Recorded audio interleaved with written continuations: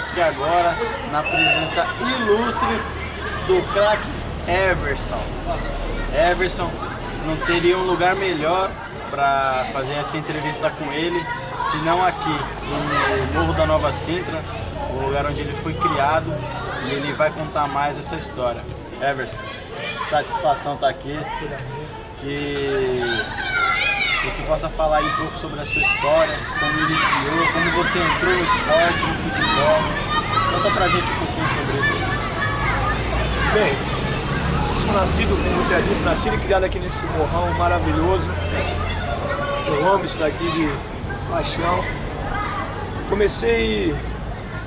Me jogaram nessa, né? Meu pai era um craque aí da Vaz aí. Lembro que comecei desde pequenininho, no campo aqui do lado, que era o campo de juventude. Sempre correndo atrás de uma bola, não podia ver uma bola de jeito nenhum. Logo cedo, até através de umas amizades do meu pai, por acaso do Laudier, me levou até o Santos lá para fazer um teste. Aí fui lá, consegui enganar bem, aí tô nessa vida aí até hoje. E aqui você começou a jogar assim, os seus primeiros toques na bola em campo, em quadra, foram aqui mesmo na Nova Sintra? Isso, aqui no Nova Sintra, aqui no campo do Juventude. No campo do Juventude. E dali você saiu com quantos anos para jogar no seu primeiro clube? Então, com 14 anos, foi quando eu fui pro Santos. Fiz meu primeiro teste e comecei na categoria de base. Na categoria de base, aí fiquei mais ou menos uns 6, 7 anos. Eu lembro que naquela época, foi o quê? No primeiro ano de junho, que eu saí e fui pro Nacional. Aí no Nacional da capital, vim pra Portuguesa Santista, da Portuguesa que eu fui pra Portugal. Aí fiquei lá 11 anos em Portugal. 11 anos em Portugal. Qual era o clube que você jogava lá? Lá eu comecei no Farense, né? Farense era um clube na primeira divisão, um clube até, na época lá, até de boa expressão, em Portugal, mas só que por motivos financeiros veio a decadência, vou dizer. Aí eles acabaram caindo na segunda divisão. A segunda, a terceira, essas foram caindo, mas só que aí depois eu fui passando para outras equipes. Entendi. Então esses 11 anos lá você não jogou no mesmo clube? Não, rodei várias equipes. Estive no Leixões, mas de expressão mesmo, de maior expressão foi o Farense e o Leixões. Tá. Vamos começar aqui pelo Santos. Na época que você foi jogar lá, quem era o treinador? Desculpa. Na época que você foi jogar lá no Santos, quem era o treinador? Na época o treinador, quem me levou para lá foi um português. Era o João Alves. Então já tinha português, desde a época do Santos já tinha um português envolvido. O Everson jogou em torno de 6 anos no Santos. Antigamente não tinha a mesma força você jogar tanto tempo assim no clube, mas hoje jovens de 13 e 14 anos que jogam no Santos ou em algum clube grande têm um salário muito alto e às vezes bem absurdo, vamos colocar assim, para a idade. Mas na sua época, Everson, 6 anos lá, era em torno de que o salário? Salário? Essa palavra não existia lá, né? Eu lembro que a dificuldade era grande em relação a tudo. Hoje tem o centro de treinamento, que é o Rei Pelé. Antigamente era o Chico Guimarães. E tem o Diego e o Robinho também lá, o CT Diego e Robinho. Então, e antigamente não tinha nada disso. Na minha época depois construíram esse campo, mas esse campo também era horrível. Hoje é sintético. Chico Guimarães era um campo mesmo, era um dos piores que tinha. A estrutura, vamos dizer assim, na base, eu lembro que para conseguir um vale transporte era uma confusão. Tinha na época o senhor Mauri, ainda que era o diretor do Amador, o treinador Lelo, que lutava muito pela gente ali. Pô, mas foi um sacrifício grande. Hoje em dia, fico até feliz pela garotada, né, pelo pessoal que tá aí hoje. Tudo hoje é tudo mais fácil, né, vamos dizer assim. Porque assim, os empresários, eles conseguiram negociação com jogadores jovens, né, pra fora aqui, que antigamente era mais difícil. Hoje eles chegam falando que tem uma proposta de um clube de fora e se o Santos não fazer um contrato com o cara, aumentar o salário, eles perdem o jogador. Por esse medo, eles acabam ficando com o jogador e pagando um salário muito alto. Mas na sua época, isso era mais difícil, chegou a ter um período que você foi alojado na Vila Belmiro ou você sempre ficava aqui e ia de ônibus para lá? Olha, chegou sim, cheguei a ficar um tempo, daí 1 ano alojado. Mas só que o alojamento, até o alojamento já não é a mesma coisa, né, daquela época. Eu lembro que a alimentação era uma alimentação horrível. Que nem eu falei, a condução, no caso pra gente, nessa época eu tava morando não, mas para os amigos, no caso uns que moravam na Praia Grande, outros moravam, era uma luta tremenda, tanto que tinha jogadores que às vezes não iam pro treino, porque não tinha dinheiro. Quer ver uma história, até para ter uma noção de como que eram as coisas? Eu lembro que naquela época, o treinador do profissional era o Serginho Chulapa. Eu estava para ir com 17 anos, fui convocado para o primeiro jogo do Campeonato Brasileiro, acho que era até com a América do Rio Preto. Tinha acabado de treinar hoje o CT Rei Pelé, no Chico Guimarães naquela época, tinha acabado de treinar, aí tô ouvindo que era meio-dia. Aí quando eu chego na vila, a gente vindo a pé ali pela Santa Casa, quando eu chego na vila, aí tem um amigo meu que falou, acho que vai viajar pro profissional, então o nome tá lá. Rapaz, aí pra acreditar nisso já levou quase 1 hora. Aí chego, quando eu esperei todo mundo ir embora, eu pensei que os caras estavam tirando sarro, aí eu passei no vestiário do profissional, tava lá meu nome. Eu fiquei todo contente, nisso tinha que ficar lá umas 2 horas lá. Mas ninguém tinha me avisado nada, ninguém tinha falado nada, a molecada que comentou comigo. Aí fui, é uma correria, eu lembro que eu fui pedir vale transporte, não tinha vale transporte, pedi pra almoçar lá, mas só que tinha um problema com o alemão naquela época, né?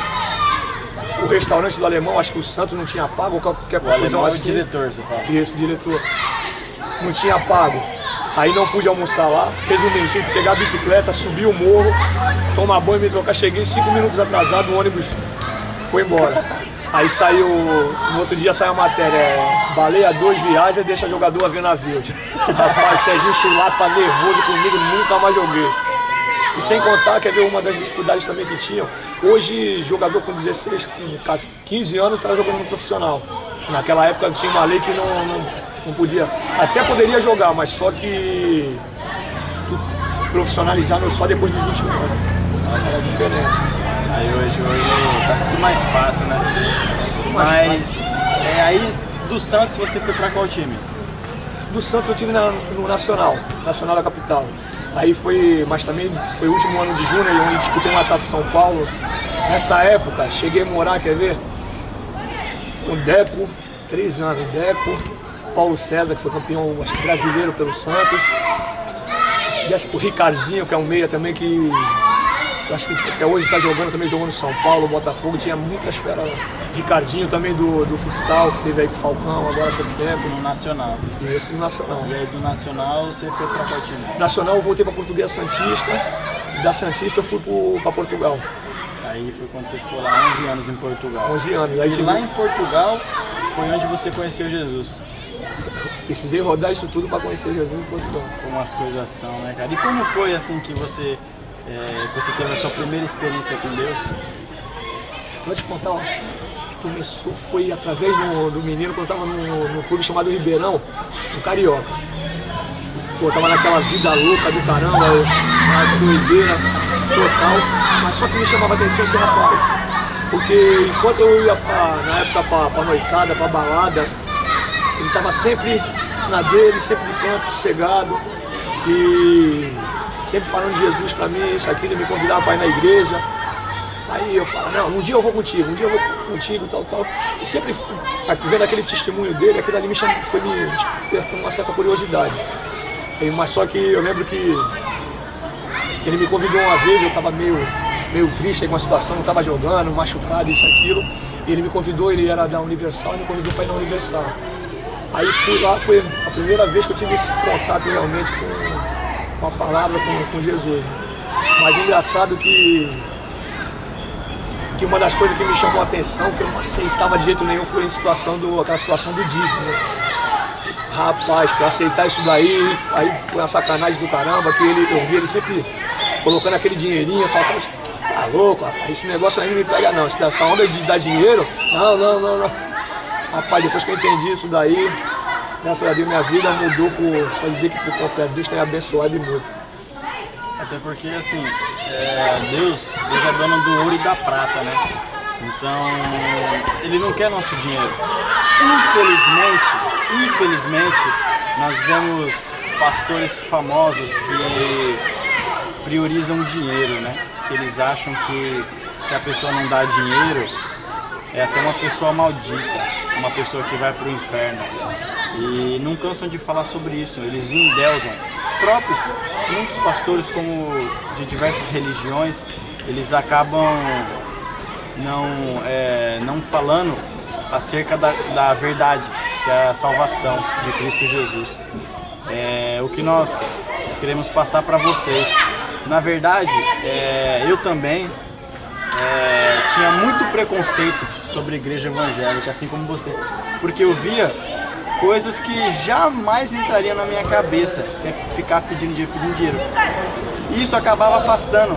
E não só a gente, como muitas outras pessoas acabam achando que na verdade os pastores querem o dinheiro das pessoas. Mas não, Jesus, a primeira coisa que ele quer te dar é a salvação. O dízimo, ele é uma parte separada para Deus. Por quê? Porque na verdade Deus, ele quer o seu coração por inteiro. Se você diz que ama a Deus, mas você só quer saber do dinheiro, na verdade, onde está o seu coração, ali estará o seu tesouro. Se o seu coração está em Deus, você não vai pensar em dar o dinheiro para o pastor, porque o dinheiro não é para o pastor, o dinheiro é para a obra, para fazer a obra de Deus. Para que as pessoas cheguem a falar de Jesus para você, alguém teve que dar as condições para que a pessoa chegasse até ele.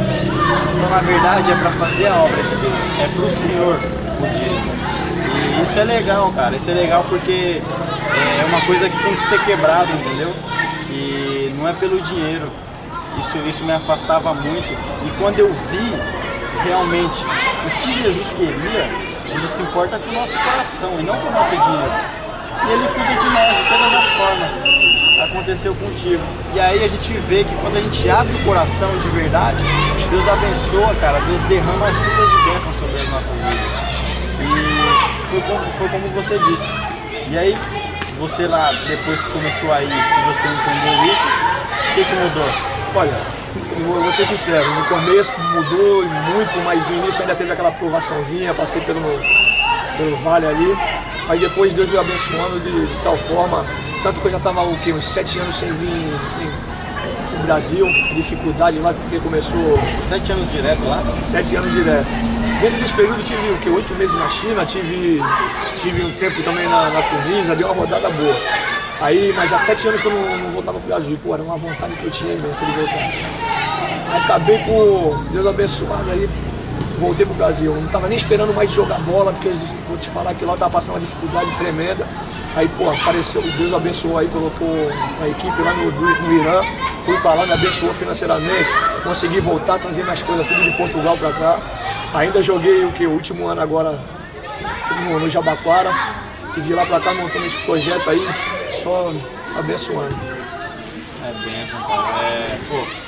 Legal saber da sua história, do que Deus fez na sua vida.